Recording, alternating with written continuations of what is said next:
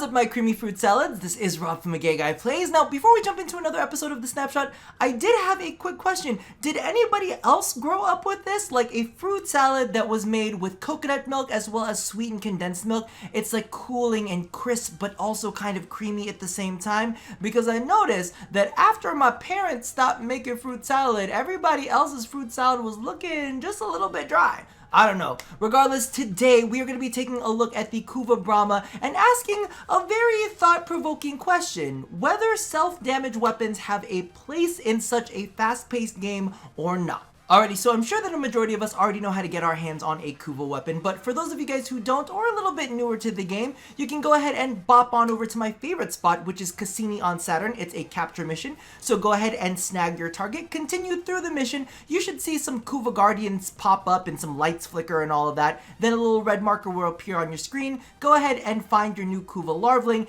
down them, and take a quick look to see if it's a weapon that you want or not. You'll see a little box pop over their head, and if you want that weapon, feel free to spawn them. If not, just go ahead and continue on with the rest of the mission. Rinse and repeat until you find a weapon you like, and then boom, you're done. Okay, now for the Kuva Bramma, this Grenier bow delivers vengeance in form of cluster bomb tipped arrows that can be detonated mid-air or on impact. Statistically, I feel like we got a little bit of a lie here, because the accuracy says it's 16.7, which tends to be the standard kind of like bow accuracy. However, this definitely does not feel that accurate. In fact, when I'm firing it off, I do notice some weird sharp turns that it makes. I don't know, and if you got multi-shot on it, you'll definitely see a lot of your arrows straying from the original spot. So 16.7, I'm not so sure about that. Its critical chance is 35%, which is not bad at all. Critical multiplier is 2.1 times. Status chance is 21%, and as you can see, it's got two different damage stats.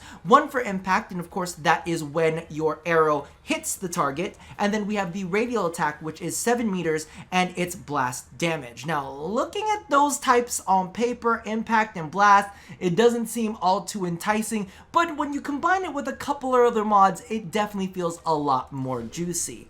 Now, I'm going to go ahead and fire this off a couple times before we go ahead and pull up a Billy, but I did want to go ahead and point out that this thing has a max ammo of 15. As compared to the lens only has 6 in its magazine. However, the lens can mutate different ammo types to feed it. This does not seem to do the exact same thing. In fact, we can go ahead and try to pick up a couple of those that are down there after we go ahead and shoot this off. But I did want to go ahead and show off the cluster bomb effect.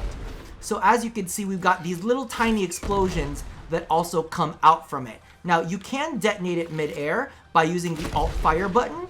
So then you can see the cluster bombs even better. Let me go ahead and do that again. And you can see those little cluster bombs go off. There are going to be 6 that go off after the explosion. Now, I've got 11 picked up here.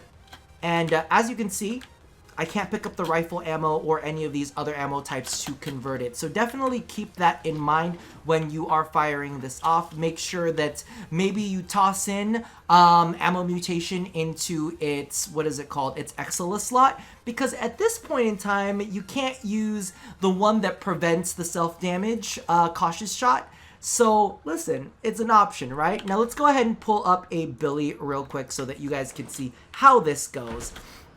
But I'm going to go ahead and fire off this arrow. And do you notice the weird curve that it has? I fired it like off to the side, you know, on purpose. But it definitely has like a weird curve to it. That does not feel like the traditional arrow shot. Now let me go ahead and hit this guy like on target a couple times. Now the thing that I have to say about this is, at first I wasn't super duper impressed by it, but one thing that I will point out is the different cluster bombs that go off. They also have a chance to crit, and of course when you pair that with something like Hunter's Munitions, then all of a sudden this weapon has a little bit more viability, because you're not just firing off your main shot, you've also got a chance to proc those slash procs with all of the additional explosions that go off. And, you know, when your luck is right, you can take out clusters of high-level enemies with it. So let's go ahead and pull out a couple more of these Billies. Let's just do like 3 or 4 at once. And this time I will go invisible because I don't want to have to dodge all of their goddamn rockets. But as you can see right there, not only does it down them, it has a chance to proc a lot of those slash procs and kind of like whittle away at those enemies. If I wanted to just kind of leave it, we totally could. But as you can see right there, it can get quite juicy, right? Pretty sexy. I think it's actually fun. The only thing is you have to be cautious. And of course you have to be very effective with placing these shots because you've only got 15 in, I guess you would say in max ammo. I was gonna say in the mag, but that's really not the case of how it works. Now let's take a look at this build. And there's nothing too crazy about it. Basically, it's status crit hybrid. We've got our traditional Serration Split Chamber, Point Strike, Vital Sense, just for all of the critical stuff. Then I've gone ahead and tossed on a Malignant Force and Rhyme rounds. Hunter's Munitions, of course, is also there. It's a 30% chance to apply a slash proc. Of course, when we've got Vigilante Armaments, those are paired together, you have a chance of firing off 3 arrows at once, I believe. Is it 3 arrows at once now? Do we have a multi-shot chance, like, factored in anymore? I could have sworn that they had a multi-shot stat. They should have that on the screen somewhere. Anyway, it looks like you got a chance to fire off 3 different arrows, which means you get the cluster bombs on that as well. So, all in all, for me, I'm actually kind of liking it. However, I'm liking it with invincibility on. So I'm thinking we take invincibility off and we see how I do with it real quick. Because one of the things that I really wanted to point out is the fact that Warframe, you know, D definitely kind of leans into the fact that Warframe is a fast-paced game. And as many of you guys know, I'm actually, I get weary when it comes to self-damaging weapons because I'm very good at killing myself with them. Now, I did pretty good there. However, when you are moving quickly through a mission, I don't know how feasible it would be to have such... I don't know. I just don't feel like self-damage is necessarily a fantastic thing to have in the game. Maybe...